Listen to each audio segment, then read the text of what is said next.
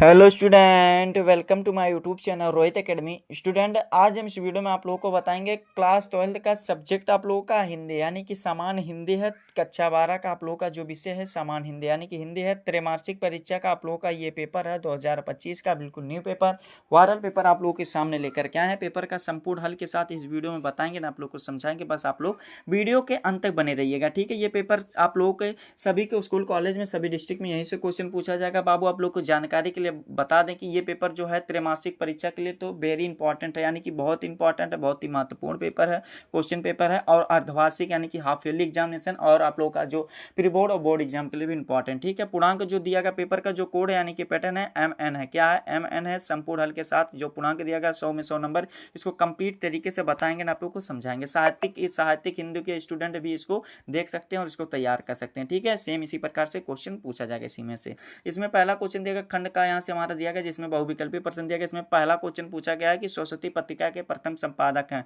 यानी कि जो सरस्वती पत्रिका है इसके प्रथम संपादक कौन है, हमें ये बताना। तो इसका जो सही आंसर हो जाएगा महावीर प्रसाद द्विवेदी जी हैं, जो कि हमारा कौन सा, ये का वाला ऑप्शन राइट हो जाएगा।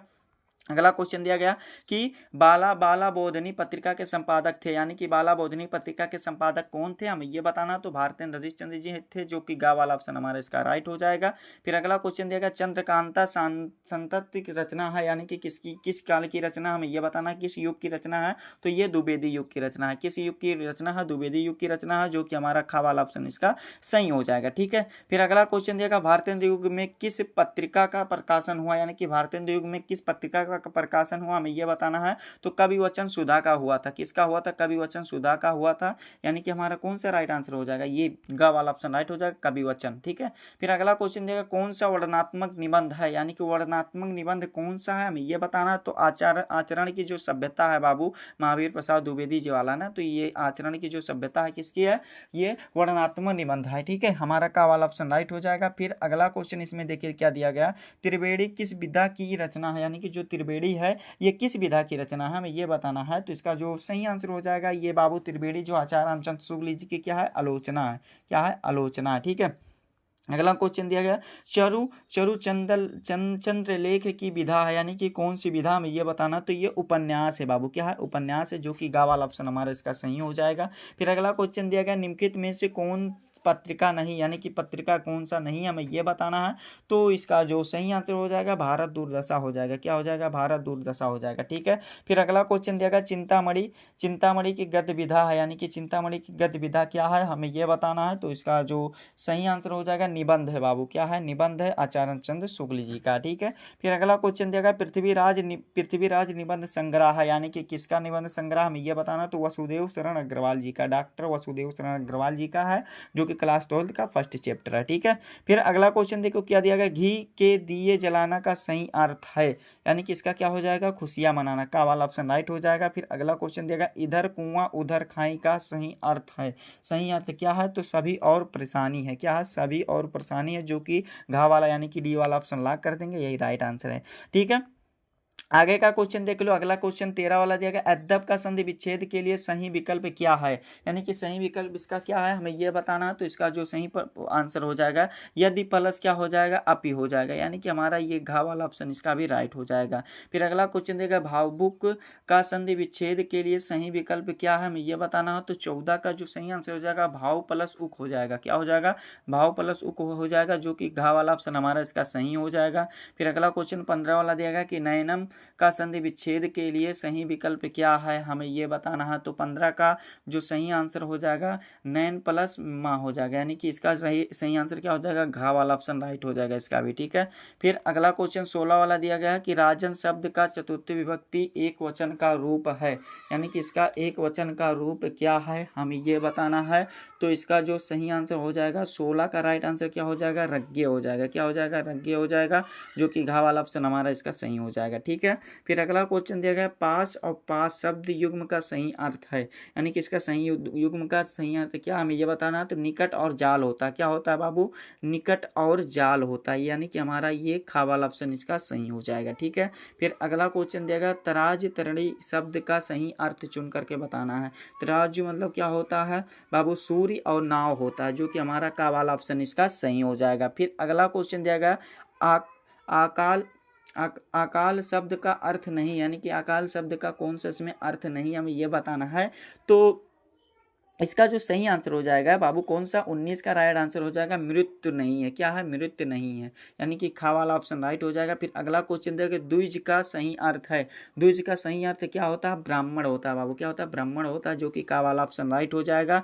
फिर अगला क्वेश्चन देगा, जिसका कोई शत्रु ना हो, इसके लिए एक शब्द का चयन करना, अजात शत्रु हो जाएगा, खा वाला ऑप्शन राइट हो जाएगा। फिर अगला क्वेश्चन देगा, जिसका कहीं भी अंत ना हो, उसका क्या हो जाएगा, जिसका कहीं भी अंत ना हो उसका क्या हो जाएगा, अनंत हो जाएगा, जो कि का वाला ऑप्शन हमारा इसका सही हो जाएगा। 22 का राइट आंसर क्या हो जाएगा, का वाला ऑप्शन सही हो जाएगा। फिर अगला क्वेश्चन देखो क्या दिया गया है कि निम्न निम्न निम्न वाक्यों में शुद्ध रूप का चयन कीजिए, यानी कि शुद्ध रूप इसमें कौन सा है हमें ये बताना है। तो इसका जो राइट आंसर हो जाएगा, उसे अनुत्तीर्ण होने की आशंका थी, यानी कि घा वाला ऑप्शन इसमें सही हो जाएगा। ठीक है, फिर 24 वाला क्वेश्चन दिया गया, निम्न वाक्यों में अशुद्ध भाग का चयन करना। अशुद्ध भाग कौन सा है, तो यहाँ पर देखो जो राइट आंसर हो जाएगा 24 का, इसमें कोई टूट नहीं है, घा वाला ऑप्शन राइट हो जाएगा।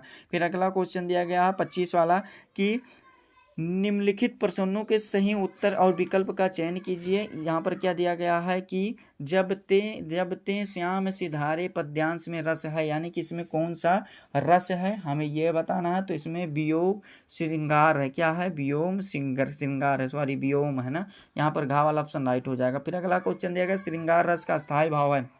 श्रृंगार रस का स्थायी भाव रति होता है, क्या होता है, रति होता है, जो कि गा वाला ऑप्शन हमारा इसका सही हो जाएगा। फिर अगला क्वेश्चन दिया गया 27 वाला कि घिर रहे थे घुंघराल बाल अंश अवलंबित मुख के पास, नील घन सावक से सुकुमार सुधा भरने के विधु के पास। उपयुक्त पंक्तियों में अलंकार है, यानी इसमें कौन सा अलंकार हमें ये बताना है।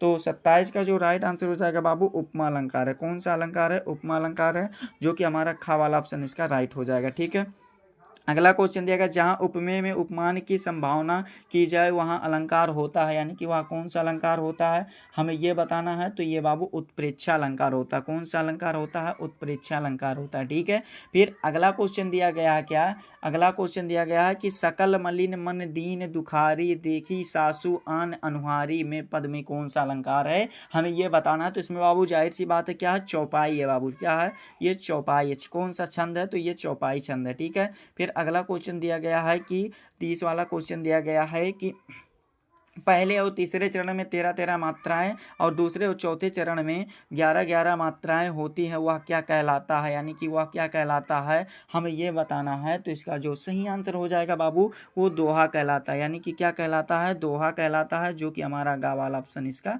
सही हो जाएगा। ठीक है, इस प्रकार से 30 MCQ दिया गया था, जो कि 30 नंबर कंप्लीट हो गया। आगे भी कंप्लीट तरीके से बता दे रहे हैं एंड आप लोग को तैयार करा दे रहे हैं, इसको तैयार कर लो। ठीक है, देखो क्वेश्चन क्या दिया गया है, यहाँ पर खंड खा यहाँ से हमारा स्टार्ट होता है, जिसमें से क्या दिया गया क्वेश्चन समझिएगा कि दिए गए गद्यांश पर पढ़ करके उस पर आधारित प्रश्न को उत्तर दीजिए। 5 नंबर का क्वेश्चन है, 5 नंबर का क्वेश्चन है, यानी कि यहाँ पर देखिएगा क्या है, यहाँ पर प्रस्तुत पहला क्वेश्चन दिया गया, पृथ्वी के विशाल प्रांगण, यानी कि ये जो लिया गया डॉक्टर वसुदेव शरण वाला है, चैप्टर है डॉक्टर वसुदेव शरण अग्रवाल जी वाला है, राष्ट्र के स्वरूप नामक पाठ से लिया गया। ठीक है, इसमें क्या पहला क्वेश्चन देगा, प्रस्तुत गद्या अवतरण, यानी कि गद्या अवतरण के किस पाठ से लिया गया, इसके लेखक का नाम लिखे। तो ये जो इसका आंसर क्या लिखिएगा कि यह गद्यांश राष्ट्र के स्वरूप नामक पाठ से लिया गया और इसके लेखक डॉक्टर वसुदेव शरण अग्रवाल जी हैं। बाबू 1 नंबर कंप्लीट हो गया। ठीक है, देखो जो गद्यांश होता है एग्जाम में, कोई भी एग्जाम में मान लो 5 ही नंबर है, कोई बात नहीं, 10 नंबर का ये गद्यांश पद्यांश पूछा जाता है। आप लोग का इस पेपर का जो पैटर्न है कुछ दूसरा तरीका से, कोई बात नहीं, आप लोग समझदार इतना तो समझ ही सकते हैं। ठीक है, इंपॉर्टेंट लेकिन क्वेश्चन है। फिर अगला क्वेश्चन दिया गया, हमें राष्ट्र के प्रति प्रत्येक अंग की शुद्ध क्यों लेनी होगी। हमें इसका आंसर लिखना है कि हमें राष्ट्र के प्रत्येक अंग की शुद्ध इसलिए लेनी होगी क्योंकि राष्ट्र के सभी अंग एक दूसरे से जुड़े होते हैं और किसी एक अंग की उपेक्षा करने पर समग्र राष्ट्र के विकास में बाधा आ सकती है। इस प्रकार से हमारा ये वाला भी कंप्लीट हो गया। फिर अगला क्वेश्चन दिया गया कि राष्ट्र किसे पीछे छोड़कर आगे नहीं बढ़ सकता है। तो राष्ट्र किसी भी जन को, यानी किसी भी व्यक्ति या समुदाय को पीछे छोड़कर आगे नहीं बढ़ सकता। ये वाला राइट आंसर लिख करके कंप्लीट हो गया। फिर अगला क्वेश्चन दिया गया, रेखांकित अंश की व्याख्या कीजिए, यानी कि रेखांकित अंश की व्याख्या करना हमें बताना है।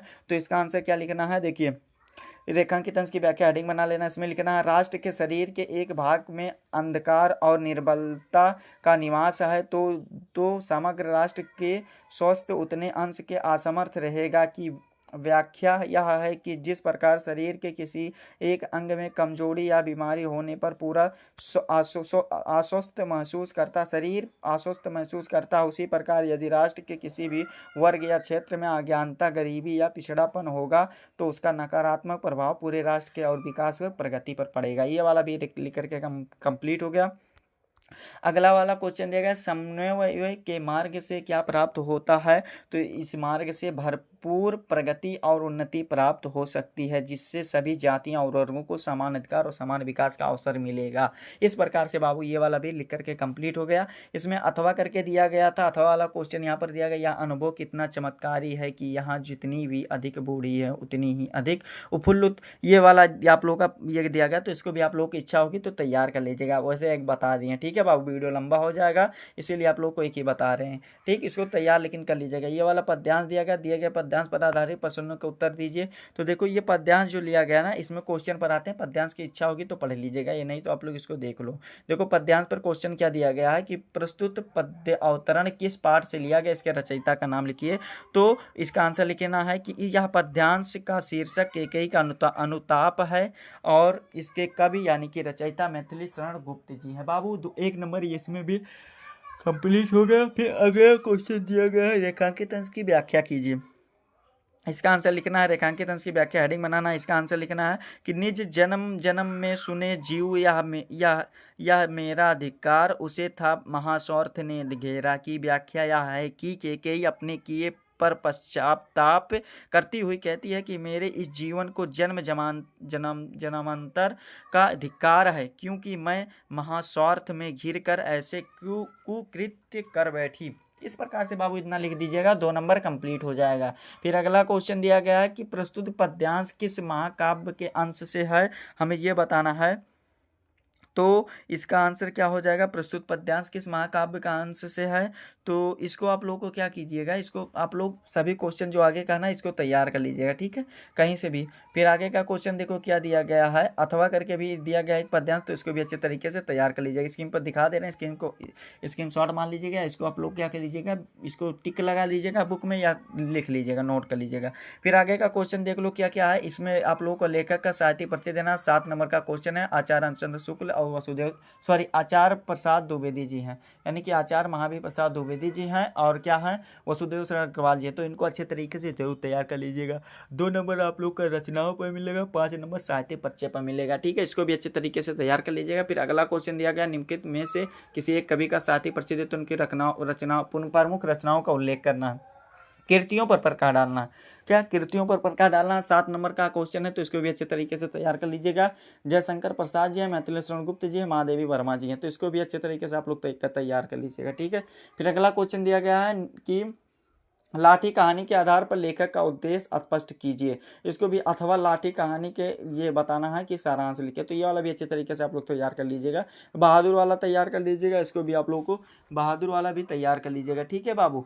फिर अगला क्वेश्चन देखिए क्या दिया गया, स्वपठित खंडकाव्य के आधार पर आप लोगों को प्रमुख पात्र का चित्रण बताना, 5 नंबर का क्वेश्चन है। तो ये वाला भी अपने जो पढ़ना रहेगा, जो आप लोग को डिस्ट्रिक्ट जनपद में जो आप लोग को शहर में पढ़ना रहेगा खंडकाव्य, उसको आप लोग उसी के अनुसार इसको तैयार कर लीजिएगा, ठीक है। फिर अगला क्वेश्चन दिया गया है कि दिए गए संस्कृत गद्यांश में से किसी एक का संदर्भ हिंदी में अनुवाद कीजिए। 9 नंबर का क्वेश्चन है, यानी कि कितने नंबर का, 9 नंबर का क्वेश्चन है। इसको भी अच्छे तरीके से तैयार कर लीजिएगा। का वाला यहाँ पर दिया गया, इसमें अथवा करके भी दिया गया। अगर ऊपर वाला नहीं करना चाहते तो नीचे वाला भी आप लोग तैयार कर लीजिएगा। वैसे दोनों आप लोग इसको प्रिपेयर कर लीजिएगा, ठीक है। अगला क्वेश्चन खा वाला दिया गया, दिए गए संस्कृत पद्यांश का संदर्भ सहित हिंदी में अनुवाद कीजिए। 9 नंबर का क्वेश्चन है। का वाला यहाँ पर दिया गया, इसमें अथवा करके भी दिया गया, स्क्रीन पर दिखा दे रहे हैं। आप लोगों की इच्छा होगी स्क्रीनशॉट मान लीजिएगा या वीडियो को स्टॉप करके इसको नोट कर लीजिएगा या समझ लीजिएगा, टिक लगा लीजिएगा बुक में, ठीक है। कुछ भी आप लोग इसको अच्छे तरीके से हर हाल में कंप्लीट जरूर कर लीजिएगा, ठीक है बाबू। फिर अगला क्वेश्चन दिया गया है, यहाँ पर 1 नंबर का क्वेश्चन है कि आत्मनेय शब्द पर प्रयुक्त विभक्ति और वचन का उल्लेख कीजिए। तो इसको भी 1 नंबर का क्वेश्चन है, तो तैयार कर लीजिएगा, ठीक है।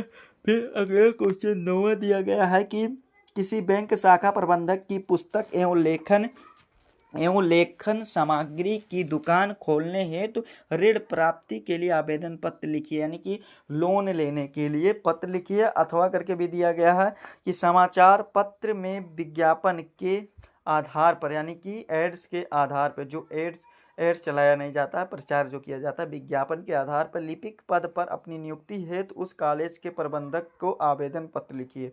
6 नंबर का क्वेश्चन दिया गया, इसको भी अच्छे तरीके से आप लोग तैयार कर लीजिएगा, ठीक है।